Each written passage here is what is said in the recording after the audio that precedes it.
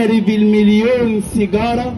قال: عندما علمت أن التدخين ضار بالصحة فكرت آكل السجاير أو أبلعها، وأنا صاحب إرادة ضعيفة ورئة مخيفة ومناخير كريفة عاملة زي مواسير الصرف الصحي. هتطلعي إيه يا أختي وأنت بتكحي؟ فقررت أتجوز من عروسة وتبقى هي العروسة. فقالت حماتي بفرة هانم: أنا مهر بنتي 20 ولاعة سخان وعايزك تولعها في ليلة الدخلة يا فنان.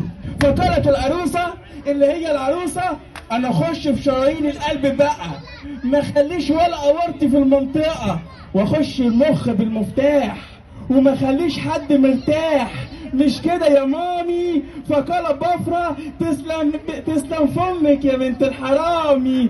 فسمعنا صدى الصوت، سمع هس موت. فقالت المعلمة شيشة الفبان: بنت المعلم تبهو قطران، بتتجوز عليا يا منيل، وهي حتة عروسة وانا المعسل، وتشدني وتكركر وتضحك في قهوتك وتكركر، مش هتشوف مني ولا فب عشان تسيبني وتروح تحب. خدتني لي وسبتني اي. فقال لا العريس: خليك انا جاي. فقالت ام العريس الست قدرية: خليك يا ولدي.